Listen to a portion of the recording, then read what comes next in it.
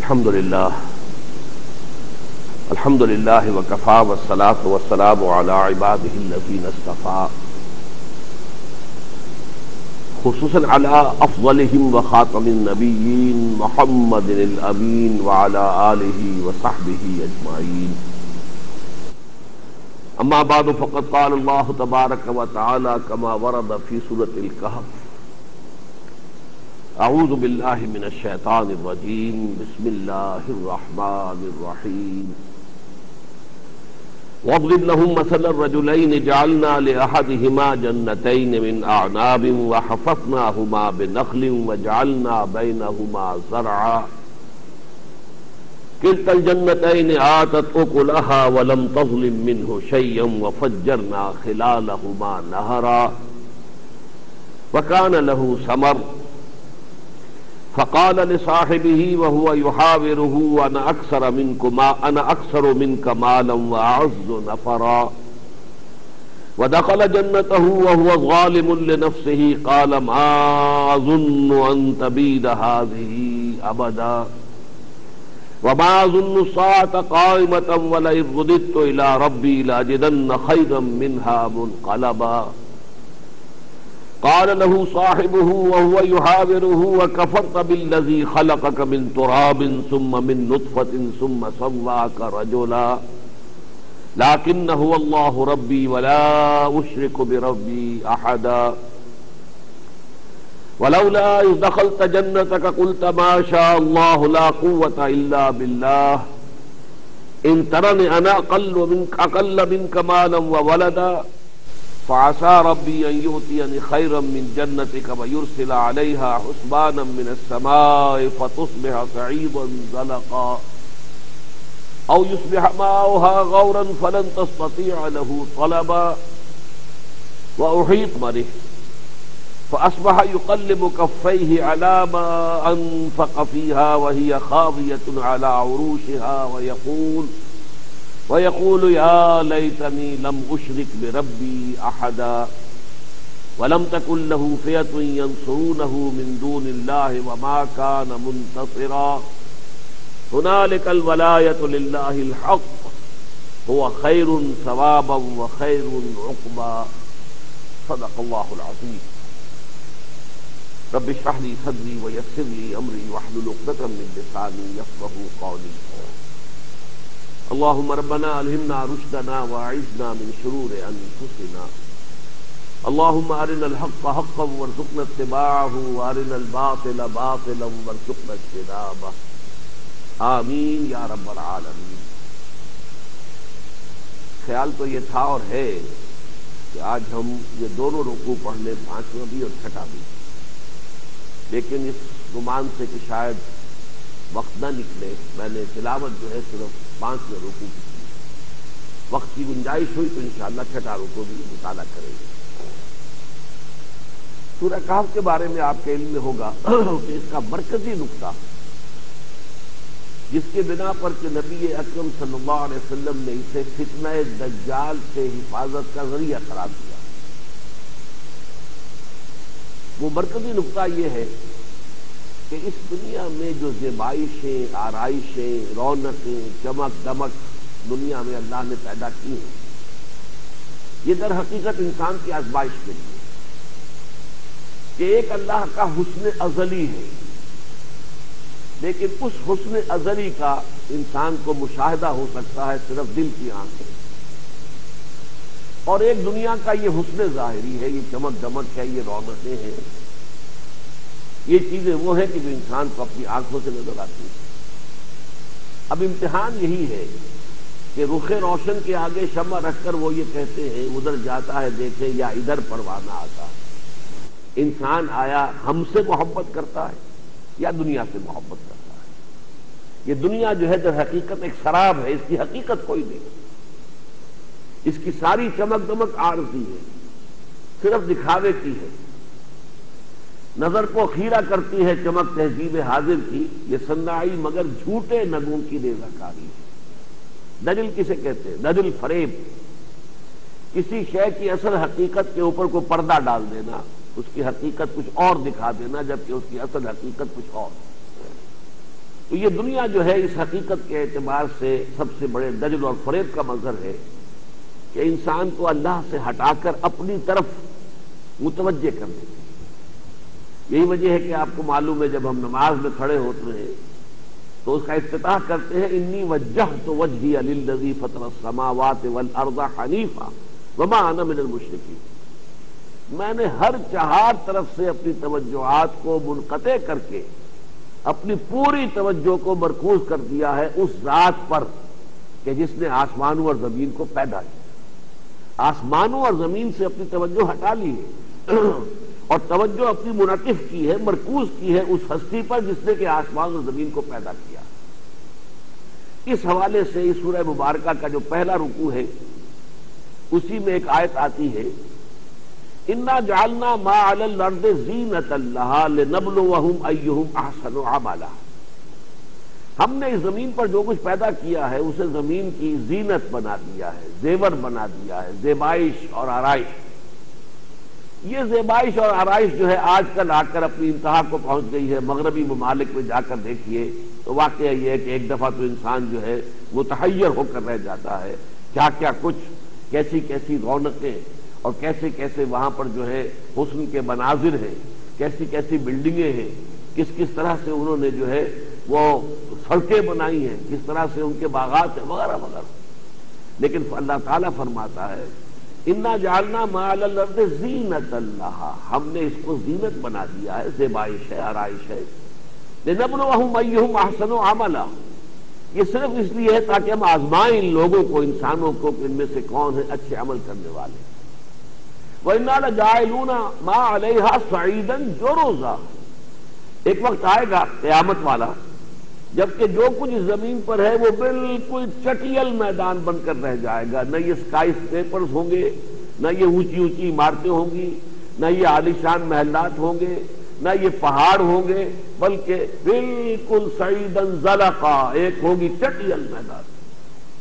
وہ ہے اصل حقیقت اس دنیا کی، اور یہ ایک عارضی زیبائش اور آرائش ہے۔ اسی طریقے سے سورہ مبارکہ کے آخر میں اسی مضمون کو اس کے جو عملی نتیجہ نکلتا ہے اس کے حوالے سے بیان کیا گیا قُلْ هَلْ نُنَبِّئُكُمْ بِالْأَخْسَرِينَ أَعْمَالًا، اے نبی ان سے کہیے کیا ہم تمہیں بتائیں کہ اپنے عمل، اپنی بھاگ دوڑ، اپنی محنت، اپنی سعی و جہد، اس کے اعتبار سے سب سے زیادہ گھاٹے میں کون لوگ ہیں؟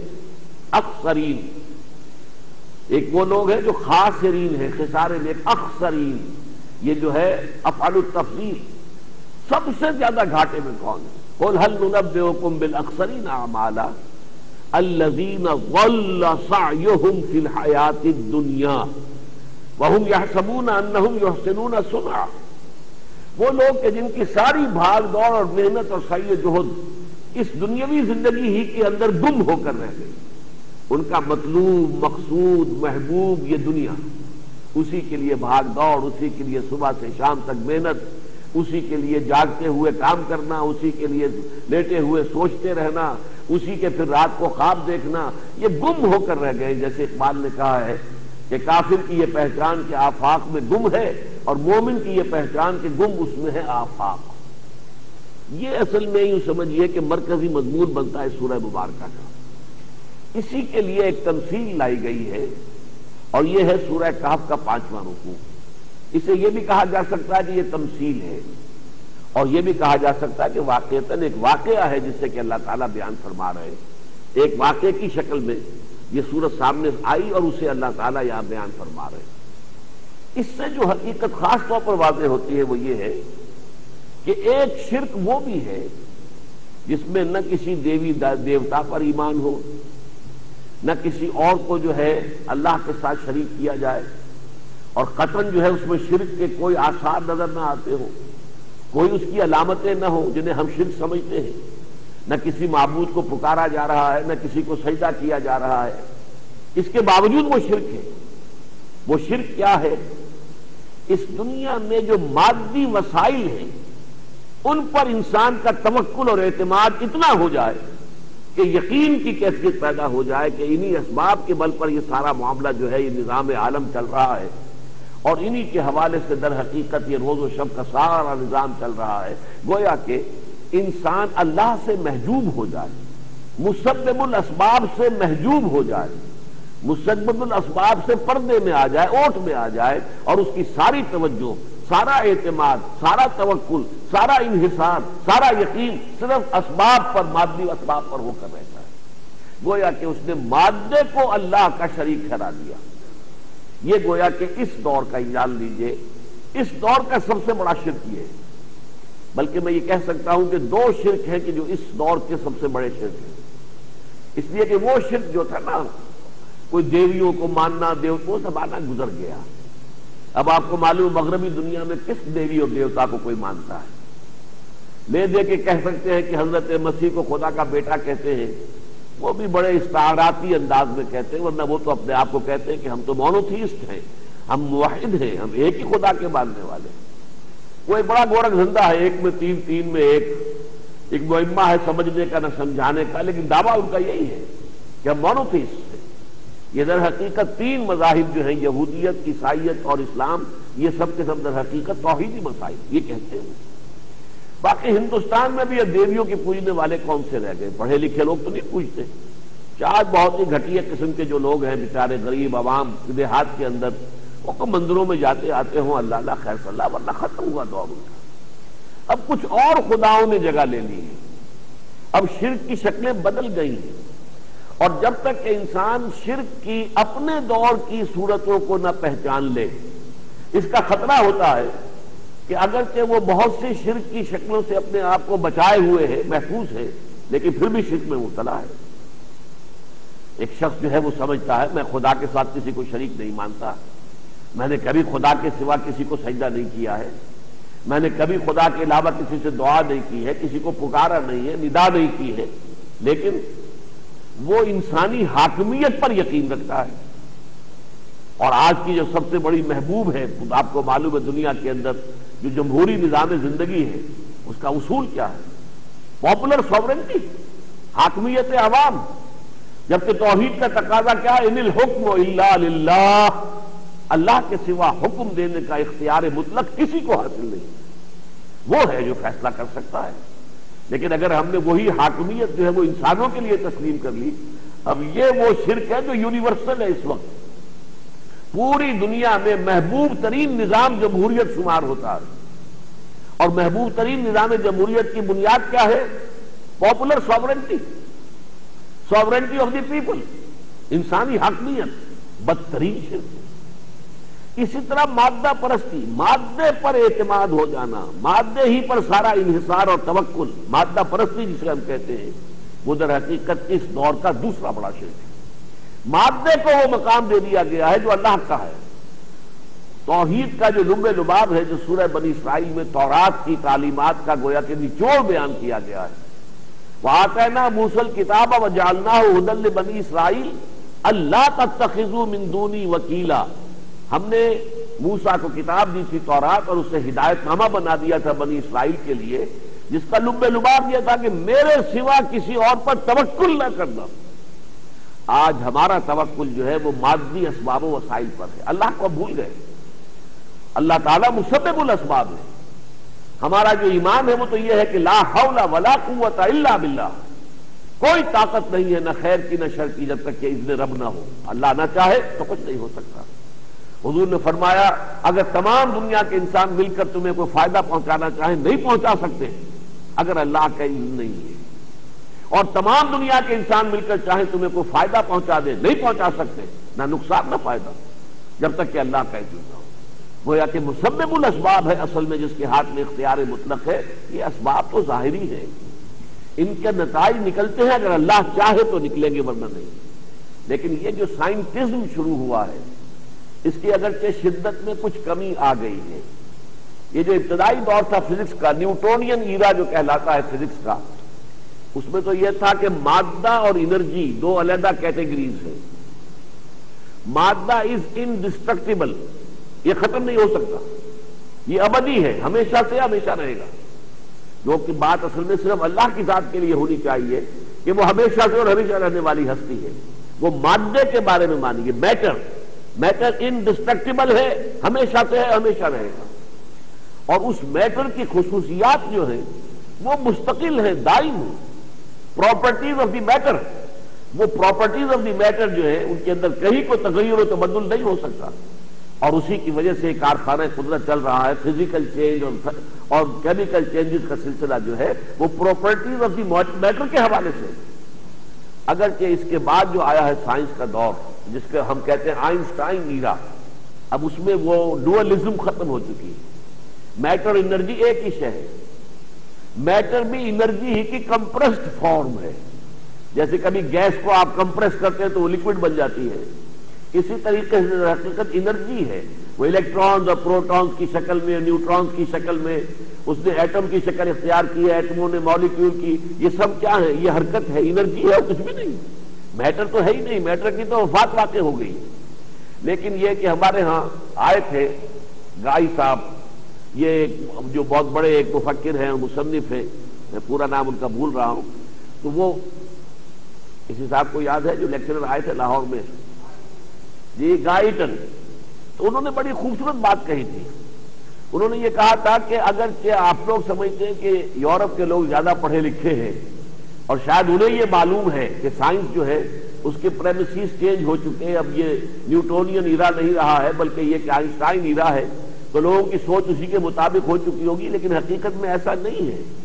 یورپ کی بھی عظیم اکثریت، ویسٹ کی اکثریت جو ہے وہ ابھی نیوٹونین ایرا ہی میں سانس لے رہی ہے، ان کی سوچ، ان کا فکر وہی ہے، جہاں پر کہ میٹر نے واقعتاً ایک معبود مطلق کی شکل اختیار کر لی۔ تو یہاں اصل میں اس رکوع میں اللہ تعالیٰ نے ایک تمثیل کے پیرائے میں یا ایک واقعے کی حکایت جو بیان کی ہے، اس کے اندر یہ بات واضح کی ہے کہ ایک شرک یہ بھی ہے جس کا نام ہے مادہ پرستی کا شرک۔ فرمایا وَاضْرِبْ لَهُم مَثَلَ الرَّجُلَيْنِ، اے نبی ان لوگوں کے سامنے مثال بیان کیجئے دو اشخاص کی، دو مردوں کی، جعلنا لأحدهما جنتین من اعناب، ان دو میں سے ایک کو ہم نے دیے تھے دو باغ، انگوروں کے باغ، انگوروں کی بیلیں ہیں، ٹٹیوں پر چڑھی ہوئی ہیں، بڑا خوبصورت منظر ہے۔ وحفظناہما بنخل، اور انگوروں کے دونوں باغوں کے گرد ہم نے باڑ لگا دی تھی کھجور کے درختوں کی۔ اب کھجور کا درخت اونچا اونچا درخت ہے، وہ باڑ لگی ہوئی ہے، تو گویا کہ کوئی اگر لو چل رہی ہے تو اس سے بھی کچھ نہ کچھ پروٹیکشن دے گی اس انگور کے باغ کو، وہ آندھی آ رہی ہے تو اس سے بھی کچھ پروٹیکشن مل جائے گی۔ حفظناہما، گویا کہ چار دیواری کھڑی کر دی ہم نے انگور کے ان باغوں کے چاروں طرف جو کھجور کے درختوں کی۔ وجعلنا بینہما زرعا، اور ان دونوں باغوں کے درمیان ہم نے کھیتی بھی پیدا کر دی، گندم بھی اگ رہی ہے یا اور بھی کوئی اجناس بھی اگ رہی ہے، زراعت بھی ہو رہی ہے۔ کلتا الجنتین آتت اکلہا ولم تظلم منہ شیئا، یہ دونوں باغات اپنا پھل لاتے تھے عین وقت کے اوپر، ہمیشہ وہ دیکھتا ہے کہ وقت کے اوپر انگور جو ہے لگے ہیں، پک گئے ہیں، ان کو پھر وہ توڑتا تھا، جو بھی کرتا تھا اس سے، چاہے وہ کوئی وہ مشروب بناتا تھا، شراب کشید کرتا تھا، وغیرہ وغیرہ۔ کلتا الجنتین آتت اکلہا ولم تظلم منہ شیئا، وہ اپنا پھل لاتے تھے اور ان میں سے کسی شے میں کوئی کمی نہیں کرتے تھے۔ وَكَانَ لَهُ ثَمَرٌ وَفَجَّرْنَا خِلَالَهُمَا نَهَرًا، اور یہ کہ ہم نے ان دونوں باغوں کے درمیان ایک ندی بھی رواں کر دی تھی، پانی بھی چل رہا ہے۔ اب دیکھیے اس اعتبار سے اس کے مادی وسائل جو ہیں وہ بہت مکمل ہیں۔ آج تو آپ کہیں گے نا دو کارخانے، دو بڑی ملیں، ایک زمانے میں جب کہ اصل اکانومی ایگریکلچرل اکانومی تھی تو گویا کہ یہ شخص بہت مالدار، بہت ہی اس کو کہا جائے گا ذو حظ عظیم، جیسے قارون کی قوم نے کہا تھا قارون کو کہ یہ بڑا خوش قسمت ہے، بڑا نصیبے والا ہے، تو یہ گویا کہ اپنے معاشرے میں بڑا صاحب نصیب، بڑا خوش قسمت، بڑا صاحب ثروت آدمی تھا کہ دو باغ ہیں اس کے انگوروں کے جو ہر موسم پر اپنا پھل لا رہے ہیں، کبھی کوئی اس میں کمی نہیں ہوتی، اور پھر یہ کہ کھجوروں کے درخت لگے ہوئے ہیں، کھجور بھی پھل دے رہی ہے، کھیتی بھی ہے، اجناس بھی موجود ہے، غلہ بھی ہو رہا ہے، پھر یہ کہ پانی کا مستقل نظام ہے، اللہ نے مستقل اریگیشن کا نظام جو ہے دونوں کے مابین جو ہے ایک ندی بہہ رہی ہے۔ وَكَانَ لَهُ ثَمَرٌ، اور اس کا پھل بھی تھا۔ اب یہاں اصل میں دو معنی کیے گئے، ایک تو یہ کہ باغ جو ہے وہ پھلا ہوا تھا پوری طرح، بہار دکھا رہے تھے، اس کی جو فصل ہے وہ بہار پر تھی، اور ایک یہ مفہوم ہے، میں اس کو زیادہ ترجیح دیتا ہوں کہ انسان کا بھی پھل ہے اس کی اولاد، اس کی اولاد بھی تھی کثرت کے ساتھ، اور یہ بھی آپ کو معلوم ہے قدیم زمانے میں یہ ایک بہت بڑی یوں سمجھیے کہ قابل عزت بات شمار ہوتی تھی، کسی کے بیٹے زیادہ ہو. بنینا شہودا، سورہ مدثر میں بھی اللہ تعالیٰ نے جو گنوائے ہیں ولید ابن مغیرہ پر اللہ کے جو جو احسان ہوئے، بنینا شہودا، بیٹے جو سامنے موجود بھی رہتے تھے، کہیں ایکسپورٹ نہیں کیے گئے تھے امریکہ کو یا دبئی یا کسی اور جگہ، بلکہ وہ ان کے پاس، ان کے سامنے، ان کی نگاہوں کے سامنے، ان کی آنکھوں کی ٹھنڈک بنے رہے وہ بیٹے. تو یہاں فرمایا کہ اس کے اولاد بھی تھی. میرے نزدیک یہ معنی ہے واللہ عالم، لیکن بعد میں آگے جا کر اس کی تائید ہو جائے گی. فقال لصاحبہ، اب دیکھیے یہ جو اس کے دماغ کو نشہ چڑھا، میرے پاس یہ مادی وسائل ہیں، میں نے یہ سارا انتظام کیا ہوا ہے، میں نے اپنے انگوروں کے باغ کے گرد باڑ بھی لگا رکھی ہے، کھجوروں کے درختوں کی، آفات جو ہیں وہ ان سے بھی میں نے روکا ہوا ہے، بچایا ہوا ہے، پانی جو ہے ندی رواں ہے، اریگیشن کا نظام جو ہے اپنی جگہ مستقل موجود ہے، ہر سال جو ہے صحیح وقت کے اوپر میرا باغ جو ہے وہ پھل لے کر آتا ہے. اب اس کا جو حجاب پڑنا شروع ہوا ذہن کے اوپر، اس سے جو اس کے اندر ایک خناس پیدا ہونا شروع ہوا، وہ اس کے اس قول میں ہے قال له صاحبہ، تو اس نے کہا اپنے اس ساتھی سے، دوسرے آدمی سے. اب یہاں دوسرے آدمی کا قرآن نے ذکر نہیں کیا ہے، لیکن اس سے آپ بائی کنٹراسٹ سمجھ سکتے ہیں دوسرا آدمی جو ہے وہ دولت مند نہیں تھا، اس کے پاس کوئی کھیتی نہیں تھی، اس کے پاس کوئی باغات نہیں تھے، لیکن معلوم ہوتا آدمی نیک تھا، خدا پرست تھا، اللہ پر ایمان رکھنے والا تھا. وہ شاید اپنے اس دوست کو، اپنے اس دولت مند بھائی کو کچھ سمجھاتا رہتا ہو کہ اللہ کے بندے کو اللہ کا حق بھی نکالا کرو اپنی دولت میں سے، کچھ کیا کرو، کچھ یہ نیکی کی طرف بھی تمہارا رجحان ہونا چاہیے، اللہ نے تم پر جو کچھ اللہ تعالیٰ نے تمہارے ساتھ اتنے اچھے معاملات کیے ہیں، تمہیں دولت دی ہے، تو تم بھی تو لوگوں کے ساتھ بھلائی کرو، احسن کما احسن اللہ الیک. تو یہ کوئی نصیحت کرتا رہتا ہوگا، اور یہ صاحب جو ہے ان کے دماغ کو نشہ چڑھ رہا ہے دولت کا. فقال لصاحبہ، تو اس نے کہا اپنے صاحب سے، اپنے ساتھی سے، اپنے دوست سے، وہو یحاورہ، یہ محاورہ ہو رہا تھا، گفتگو ہو رہی تھی، کوئی آرگومنٹ تھا ان کا جو چل رہا تھا. وَهُوَ يُحَاوِرُهُ أَنَا أَكْثَرُ مِنْكَ مَالًا وَأَعَزُّ نَفَرًا، میں تم سے کہیں زیادہ ہوں دولت میں اور کہیں زیادہ باعزت ہوں نفری میں، میرے بیٹے زیادہ ہیں، میری نفری ہے، میرے دست و بازو ہیں، میرے جو ہے اتنی دولت ہے، باغات ہیں، تو تم کہاں مجھ سے آ کے بات کرتے ہو؟ تم پھٹیچر آدمی ہو، تمہارے پاس کچھ نہیں ہے، دنیاوی تمہاری کوئی حیثیت نہیں ہے، تمہاری کوئی وجاہت نہیں ہے، اور تم آ کر مجھے سمجھانے کی کوشش کرتے ہو. میں باصلاحیت آدمی ہوں، میں نے صحیح طریقے سے باغ لگایا ہے، میری ساری صلاحیتوں کا اظہار جو ہے اس باغ کے اندر نظر آ رہا ہے تمہیں، اور اللہ کی بھی بڑی نعمتیں مجھ پر ہیں، مجھے اللہ نے بہت نوازا ہے. اللہ نے اگر مجھے نوازا ہے تو یقیناً میرے اندر کوئی خیر ہے، خوبی ہے جس کی وجہ سے نوازا ہے. اور تم جو اس طریقے سے جوتیاں پٹخارتے پھرتے ہو، تمہیں کیا حق پہنچتا ہے کہ مجھے کوئی تلقین کرو اور واعظ کرو اور نصیحت کرو. وَدَخَلَ جَنَّتَهُ، اسی گفتگو کرتے کرتے وہ اپنے باغ میں داخل ہوا. وَهُوَ ظَالِمٌ لِّنَفْسِهِ، جبکہ وہ اپنی جان پر ظلم کر رہا تھا، یعنی اس کے اندر جو ہے یہ اس کا خناس جو ہے وہ پوری طریقے سے پروان چڑھا ہوا تھا، اس کی دولت کو نشہ چڑھا ہوا تھا دولت کا اس کے دماغ پر. قال ما ظن ان تبید هذه ابدا، اس نے کہا میں نہیں سمجھتا کہ میرا یہ باغ کبھی برباد اور تباہ بھی ہو سکتا ہے. معلوم ہوتا ہے کہ اس کے اس دوست نے، خدا پرست نے اسے کہا ہوگا کہ اللہ کے بندے، جس نے تمہیں یہ دولت دی ہے وہ واپس بھی لے سکتا ہے، کبھی تم پر کوئی آسمانی جو ہے کوئی ایسی مصیبت بھی آ سکتی ہے کہ یہ دفعتاً ختم ہو کر رہ جائے.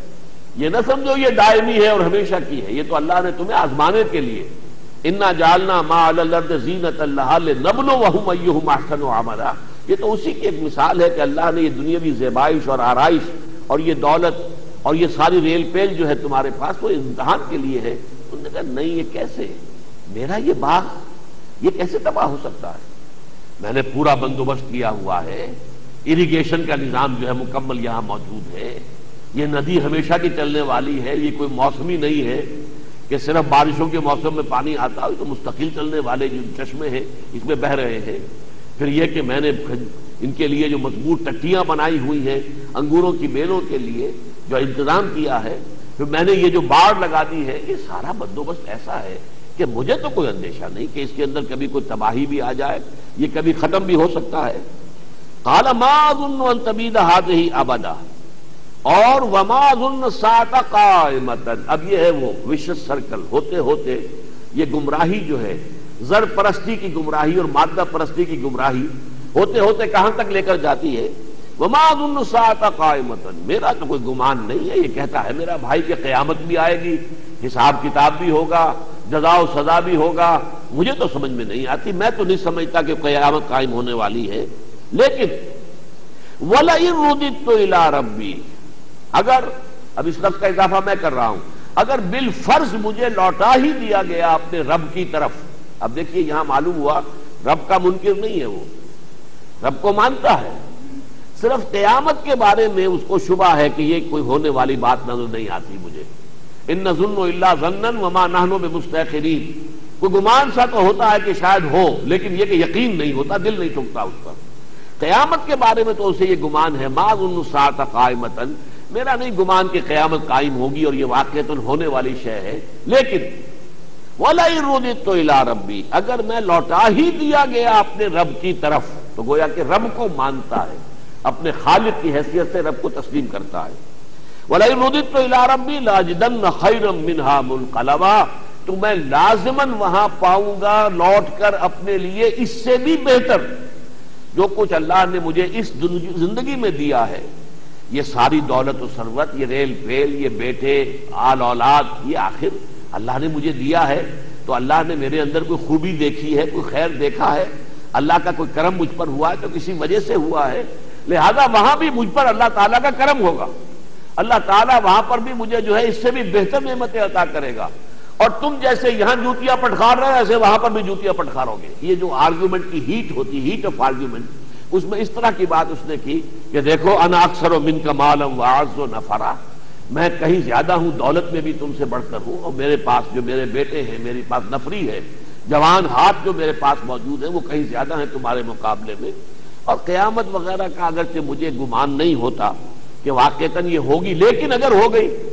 ہو گئی اور میں لوٹا ہی دیا گیا اپنے رب کی طرف، تو جب رب میرا یہاں مجھ پر مہربان ہے یا مجھ پر اس نے کوئی خوبی دیکھی ہے تو یہ سب کچھ دیا ہے، لہذا وہاں پر بھی مجھے اس سے کہیں بڑھ کر بہتر جو ہے انجام ملے گا۔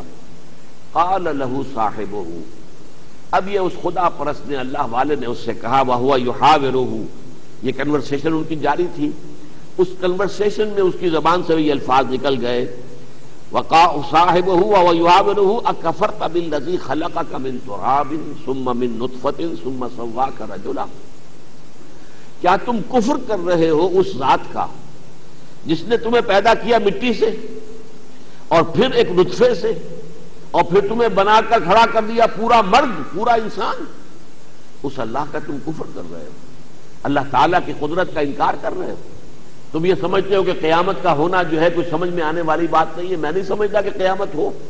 یہ مضمون ہمارا پچھلی دفعہ کا، پچھلے مہینے کا جو ہے مین ٹاپک یہی تھا کہ یہ جو انسان کی تخلیق کے مراحل ہیں اور ان کے حوالے سے اس بات قیامت اور جزا و سزا، بالکل وہی یہاں ایک چند الفاظ میں آ گیا ہے، اکفرت بالذی خلقک من تراب ثم من نطفۃ ثم سواک رجلا، یہ در حقیقت تم کفر کر رہے ہو اللہ کا، انکار کر رہے ہو اس کی قدرت کا۔ لیکنہ هو اللہ ربی، تمہارے معاملے کے برعکس میرا معاملہ تو یہ کہ میں اسے اللہ کو اپنا رب سمجھتا ہوں، ولا اشرک بربی احدا، اور میں اپنے رب کے ساتھ کسی کو شریک نہیں کرتا۔ اب یہاں سوال پیدا ہوگا کہ اس اللہ کے بندے نے جو کہا کہ میں شرک نہیں کرتا، تو گویا کہ اس دوسرے آدمی میں کوئی شرک تھا جس کی کہ یہاں نفی ہو رہی ہے، وہ شرک کون سا تھا؟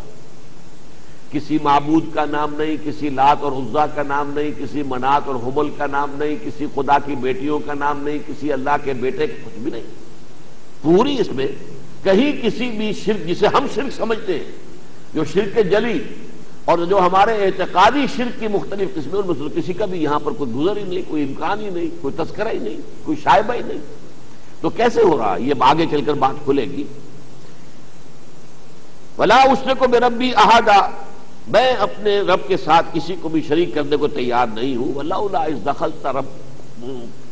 اذ دخلت جنتک قلت ما شاء اللہ، کیوں نہ ایسا ہوا کہ جب تو اپنے باغ میں داخل ہوا تھا اور تو نے دیکھا باغ ہرا بھرا ہے، فصل جو ہے بڑی بہار دکھا رہی ہے، منظر بڑا خوشنما ہے، تو تیری زبان سے الفاظ نکلنے چاہیے تھے ماشاء اللہ. یہ ہے اصل میں توحید کے کلمات. یہ سورہ کہف اس اعتبار سے بڑی ممیز ہے اور بڑی منفرد صورت ہے قرآن مجید کی کہ یہ جو توحید عقیدہ توحید ہے یہ اگر کسی کے اندر رچا بسا ہوا ہو عقیدے کے اعتبار سے تو پھر کچھ مجلسی کلمات ہوتے ہیں کہ جو انسان کی زبان سے ادا ہوتے ہیں. کہیں کوئی خوبی دیکھی، کوئی خیر دیکھا، کوئی حسن دیکھا تو کیا کہے گا انسان؟ سبحان اللہ. عام آدمی کہے گا کہ بھئی یہ تو پھول تم نے خوبصورت دیکھا تھا، پھول کی تعریف کرتے. یا کوئی اور منظر آپ نے بہت عمدہ دیکھا تھا اس کی تعریف کرتے. سبحان اللہ، اللہ پاک ہے. کیوں کہ یہ ساری خوبی یہ در حقیقت مظہر ہے، ذات باری تعالیٰ کی خوبیاں ہیں کہ جنہوں نے اس کی تخلیق کے اندر اپنے آپ کو نمایاں کیا ہے. یہ تو مظاہر ہے ذات باری تعالیٰ کا. اصل حسن جو ہے وہ تو اللہ کا ہے. اسی طرح دیکھیے آپ کو پیاس لگی ہوئی تھی شدید، آپ کو ٹھنڈا پانی کا گلاس مل گیا، آپ نے پیا، آپ نے کہا الحمدللہ. بظاہر تو یہ اسباب کا پانی کی تعریف کی جانی چاہیے تھی. بھائی پانی بہت بڑی شے ہے، اس نے میری پیاس بجھا دی.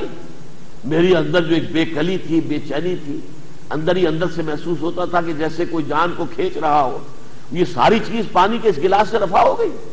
تو جہاں تک مادی اسباب کا تعلق ہے وہ پانی ہے. یا آپ کو بھوک لگی ہوئی تھی، کمزوری تھی، ضعف تھا، کھانا کھایا، الحمدللہ الحمدللہ الذی اطعمنا وسقانا وجعلنا مسلمین. لیکن آپ کہتے ہیں الحمدللہ کیوں؟ کہ بھئی یہ ساری چیزیں اللہ نے پیدا کی ہے. پانی میں یہ بس پانی کا اپنا نہیں ہے بلکہ یہ اللہ تعالیٰ نے اس میں پیدا کیا ہے. لہذا تعریف کے لائق پانی نہیں ہے اور حمد اور شکریہ کا مستحق پانی یا کھانا نہیں ہے بلکہ اللہ کی ذات ہے. اسی طریقے سے اسی سورہ مبارکہ میں وہ واقعہ بھی آیا ہے کہ حضور صلی اللہ علیہ وسلم سے جو سوالات کیے گئے امتحانی انداز میں کہ یہ بتائیے روح کی حقیقت کیا ہے، یہ بتائیے ذوالقرنین کون تھا، اور یہ بتائیے اصحاب کہف کا قصہ کیا تھا. تو حضور نے جیسے کہ عادتاً ہوتا تھا کہ حضرت جبرائیل روزانہ ہی آتے تھے، آپ نے اسی پر اعتماد کرتے ہوئے کہہ دیا کہ ٹھیک ہے میں کل بتا دوں گا تمہیں. دل میں یہ خیال ہوا کہ جبرائیل روزانہ آتے ہی ہیں، آئیں گے، میں کہہ دوں گا، کل بتا دوں گا، کل جواب دے دوں گا تمہیں. اللہ تعالیٰ کو یہ بات اچھی نہیں لگی. اللہ کا نبی اور انشاءاللہ کے بغیر کہے. گویا کہ کوئی شے جو ہے عادت، جیسے کہ عادی شے ہے، جیسے ہم دنیا کے اندر دیکھتے ہیں کہ ایک چیز عادتاً ہو رہی ہے، ہوتے ہوتے ہم سمجھتے ہیں کہ بس یہ پختہ شے ہے، اسی پر اعتماد، اسی پر توکل. تو یہ ذرا سی جو بھی یوں سمجھیے کہ غفلت حضور صلی اللہ علیہ وسلم کے اوپر آئی ہے، ذرا سی، اسی پر اللہ تعالیٰ نے گرفت فرما لی. کئی دن تک حضرت جبرائیل نہیں آئے. اب تالیاں پٹ گئی، بس رہ گئے. تم نے تو کہا تھا کہ کل بتا دوں گا، یہ تو 2 دن ہو گئے، 3 دن ہو گئے، تم نے ابھی تک نہیں بتایا. اب کیا کیفیت ہوئی ہوگی حضور کی اس کا آپ اندازہ کر سکتے ہیں. کس طرح چکی کے 2 پارٹوں کے درمیان جو ہے حضور کی جان آئی ہوگی. لیکن یہ کہ اس کے بعد جب پھر وحی نازل ہوئی، سورہ کہف آئی، اس میں تمام چیزوں کا جواب دیا گیا. لیکن ساتھ ہی یہ فرما دیا گیا وَلَا تَقُولَنَّ لِشَيْءٍ إِنِّي فَاعِلٌ ذَلِكَ غَدًا. دیکھیے نبی کبھی یہ نہ کہیے گا کہ یہ کام میں کل ضرور کر دوں گا، إِلَّا يَشَاءَ اللَّهُ، مگر اس شرط کے ساتھ اگر اللہ نے چاہا. مستقبل میں کوئی شے جو ہے گارنٹیڈ نہیں ہے جب تک کہ اذن رب نہ ہو. لہذا کسی شے کے عادتاً ہوتے رہنے کے اوپر اعتماد نہ کر بیٹھیے، بلکہ یہ کہ انسان، اب یہ بھی ہمارا تہذیبی جملہ ہے، انشاءاللہ میں کل جاؤں گا، ارادہ تو ہے انشاءاللہ میں جاؤں گا. لیکن ایک آدمی سوچتا ہے میرے پاس کار ہے اور کار کی میں نے ابھی ٹیوننگ بھی کرائی ہے، اس کی جو ہے سروس کرائی ہے، اس کے اندر پیٹرول بھرا ہوا ہے، سب کچھ ہے، ٹھیک ہے، تو میں صبح جاؤں گا، جی میں جاؤں گا، لازماً جاؤں گا. اب کیا پتا there's many a slip between the cup and the lip، کون سا حادثہ ہو جائے، رات کو کیا نیا واقعہ ہو جائے اور آپ رک جائیں. لہذا وہ کہہ دینا کہ مادی اسباب و وسائل ہیں، اس پر اعتماد کر کے کہہ دینا یہ کام میں کل ضرور کروں گا، یہ ہرگز نہ کرنا. وَلَا تَقُولَنَّ لِشَيْءٍ إِنِّي فَاعِلٌ ذَلِكَ غَدًا إِلَّا أَن يَشَاءَ اللَّهُ.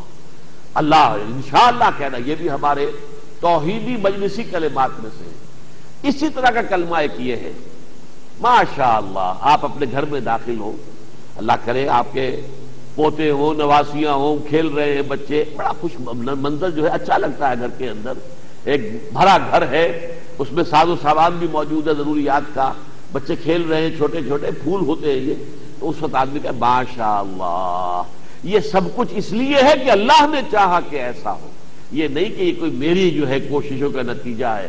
اوتیتہ علی علم عندی، یہ جو قارون کا لفظ آتا ہے سورہ قصص میں، یہ تو میری اپنی ذہانت، میری فطانت، میرا علم، میری صلاحیت، میری پلاننگ، میری جو ہے منصوبہ بندی، اس کا نتیجہ ہے کہ میرے پاس دولت ہے۔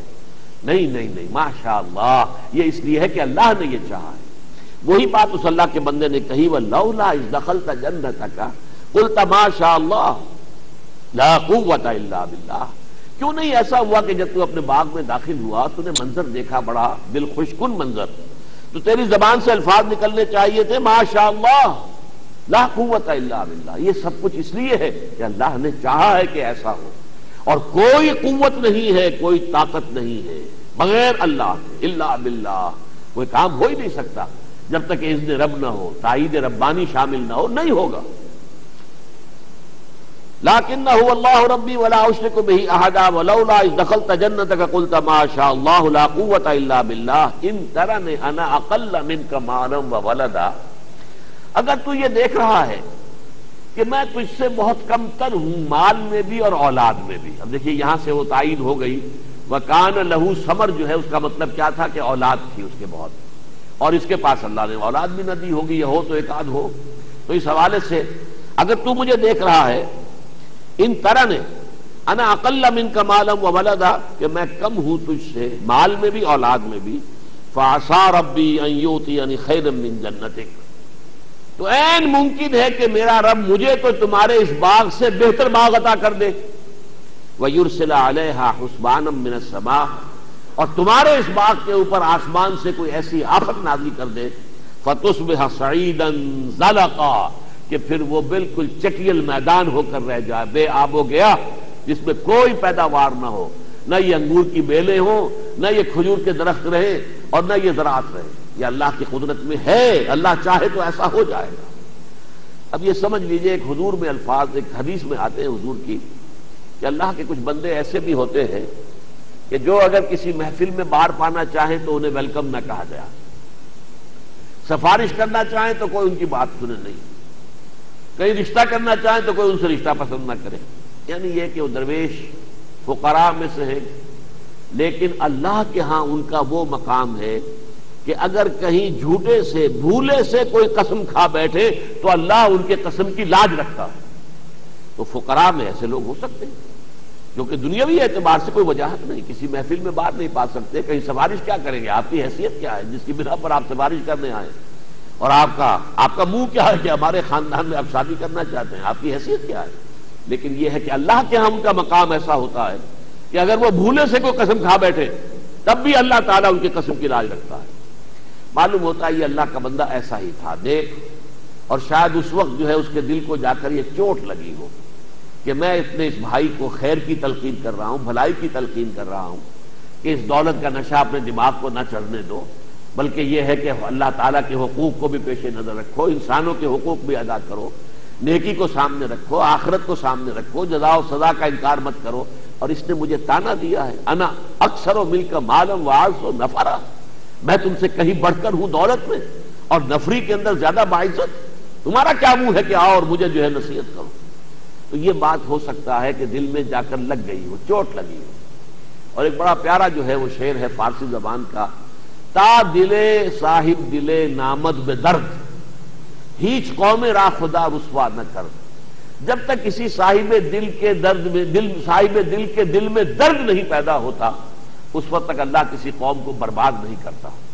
ہو سکتا ہے وہی جیسے میں نے کہا وہ فقرائے جو لوگ ہوتے ہیں، فقراء اللہ کے ہاں ان کا اونچا مقام، اگر انہیں کوئی بہت دکھ پہنچ جائے کسی وجہ سے تو ہو سکتا ہے کہ ان کے دکھ کا نتیجہ جو ہے کسی آفت سماوی کی شکل میں ظاہر ہو جائے۔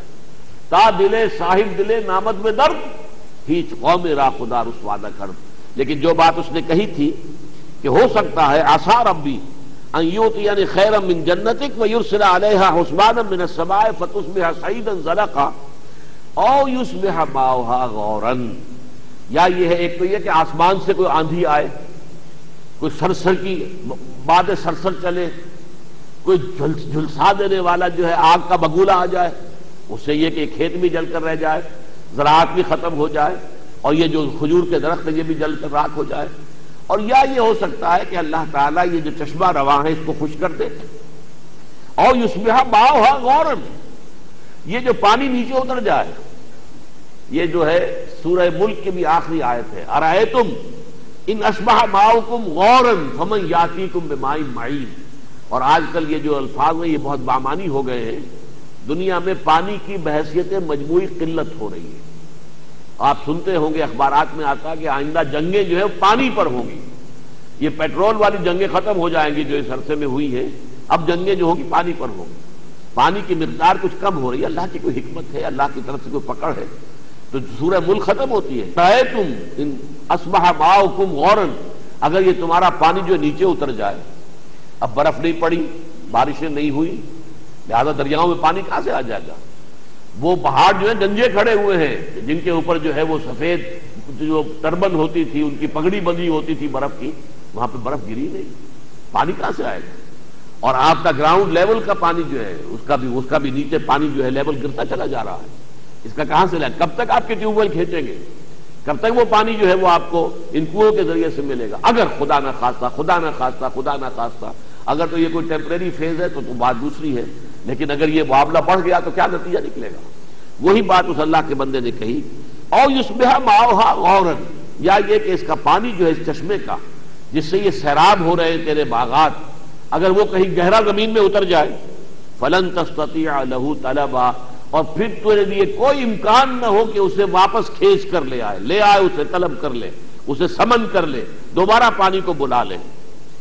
اس کی زبان سے ان الفاظ کے نکلنے کا نتیجہ کیا نکلا؟ وَأُحِيطَ بِثَمَرِهِ، اس شخص کا سارا کارخانہ جو ہے اللہ نے برباد کر دیا. فرض کیجئے اولاد بھی ختم ہو گئی ہو، کوئی ایسی، ابھی آپ نے اخبار میں خبر پڑھ لی 11 افراد شاہی محل کے اندر، ایک خاندان کے پورے 11 افراد ختم ہو گئے، بیٹے ختم ہو گئے ہوں کسی بھی ایسی آفت سے. اور اسی طریقے سے کوئی ایسا آفت سماوی آئی کہ باغ برباد ہو گئے. احیط بثمرہ، پھر اس کا احاطہ کر لیا گیا، گھیر لیا گیا، اور گھیراؤ کر کے سارا اس کی دولت، اس کی ثروت کا سارا سامان جو ہے وہ اللہ تعالیٰ نے ضائع کر دیا. فأصبح يقلب كفيه على ما انفق فيها، اب وہ رہ گیا اپنی ہتھیلیاں ملتے ہوئے، میں نے کیا کیا کچھ اس میں انویسٹمنٹ کی، کیا کچھ خرچ کیا، کتنی محنت کے ساتھ یہ انگور کے باغ لگائے تھے، کتنی مشقت کے ساتھ یہ جو ہے کھجور کے درخت یہاں پہ بوئے تھے اور کھڑے کیے تھے، کس طرح انہیں پالا پوسا ہے، یہ ساری محنت، ساری انویسٹمنٹ، ساری میری جدوجہد ضائع ہو گئی. اصبح يقلب كفيه على ما انفق فيها وهي خاوية على عروشها، اور وہ جو باغات تھے اس کے، کیونکہ وہ بیلیں جو ہوتی ہیں انگور کی وہ ٹٹیوں پر چڑھائی جاتی ہیں، لہذا وہ گری ہوئی تھی اور ان کے اوپر وہ بیلیں پڑی ہوئی تھی. خاویۃ علی عروشها، وہ اپنی ٹٹیوں پر الٹی پڑی ہوئی تھی بیلیں.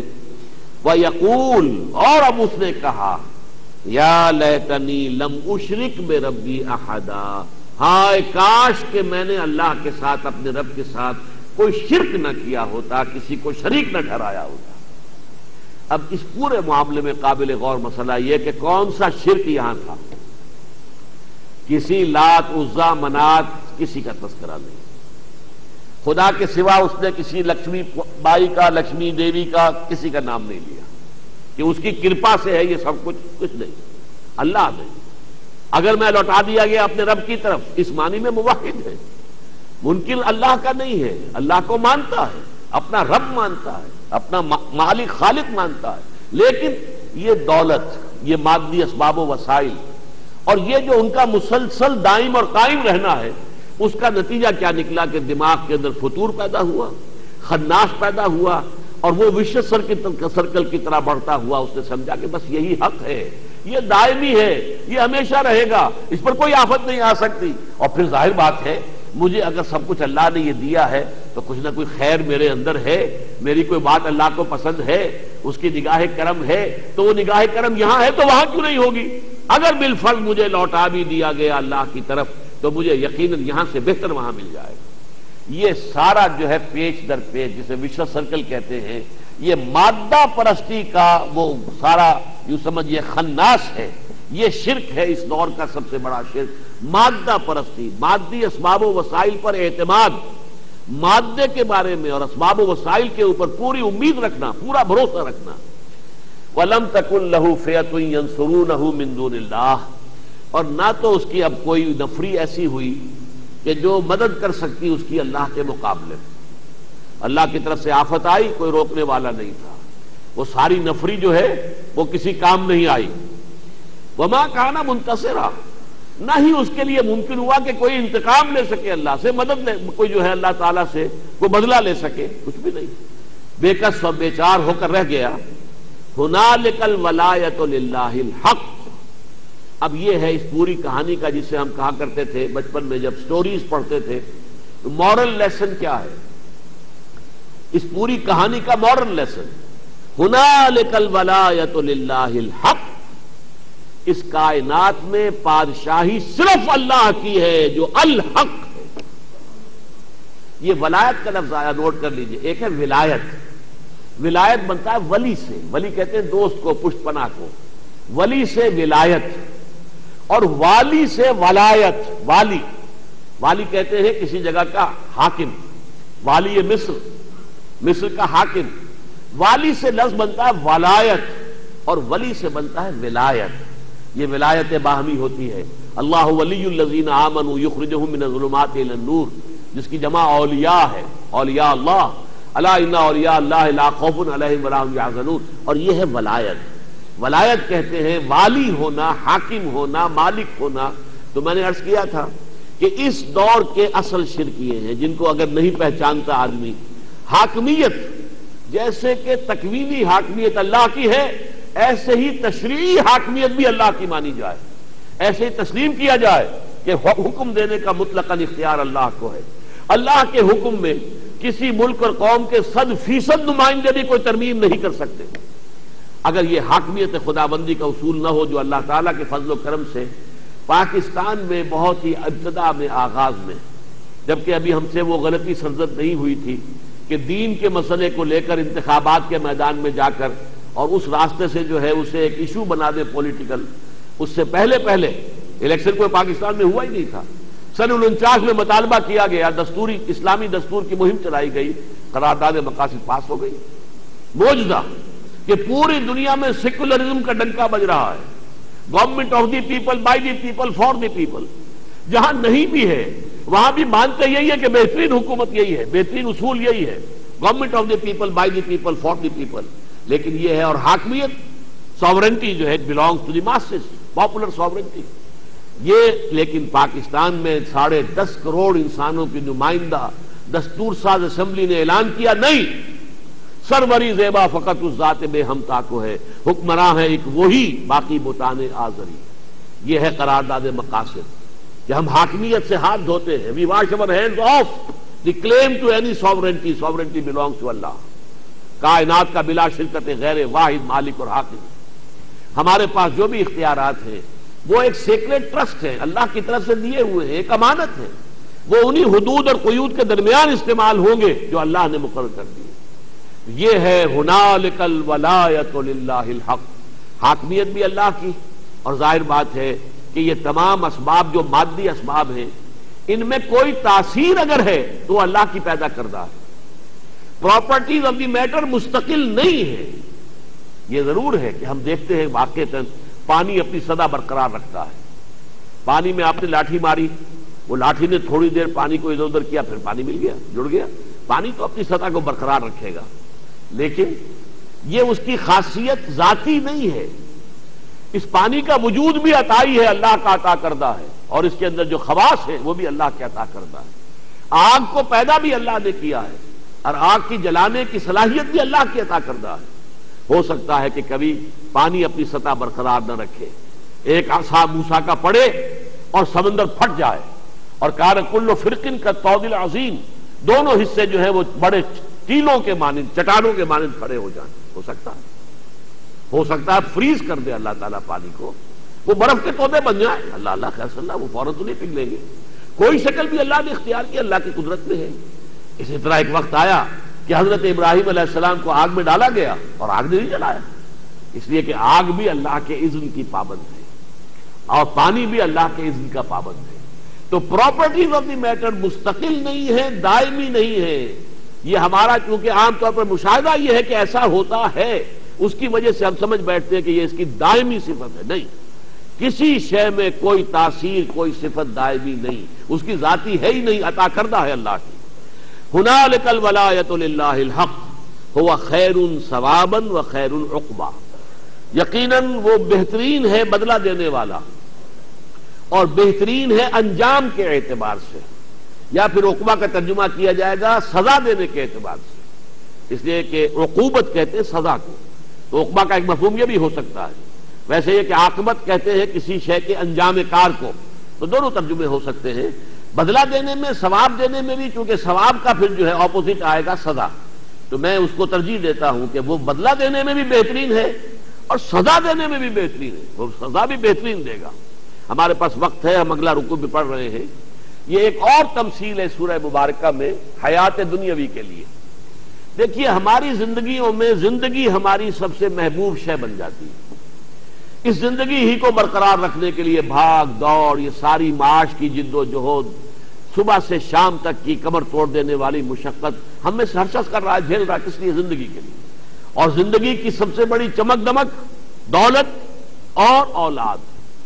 لیکن ان کی اصل حقیقت کیا ہے؟ اب اس کو اس تمثیل کے پیرائے میں سنیے. وَاضْرِبْ لَهُمْ مَثَلَ الْحَيَاةِ الدُّنْيَا، اور اے نبی ان کے لیے ذرا دنیا کی زندگی کی بھی ایک مثال بیان کر دیجئے، اس کی اصل حقیقت ان پر ایک تمثیل کے ذریعے سے واضح فرما دیجئے. كَمَاءٍ أَنزَلْنَاهُ مِنَ السَّمَاءِ، اس پانی کے مانند کے جس کو ہم اتارتے ہیں آسمان سے، فَاخْتَلَطَ بِهِ نَبَاتُ الْأَرْضِ، تو پھر زمین کی رویدگی اس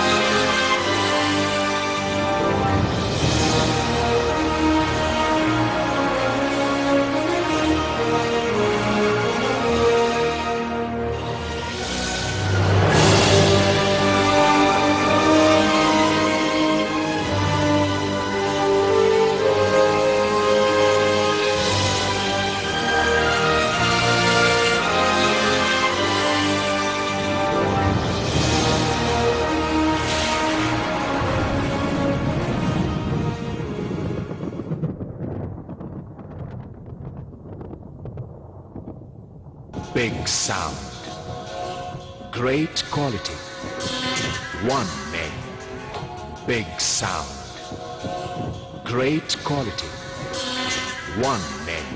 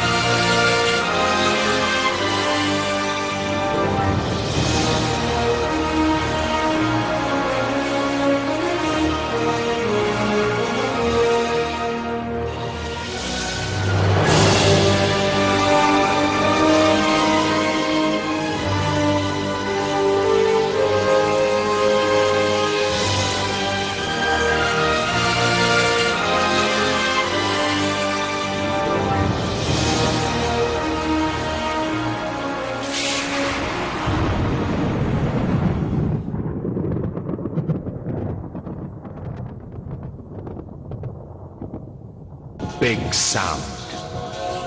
Great quality. One menu. Big sound. Great quality. One menu.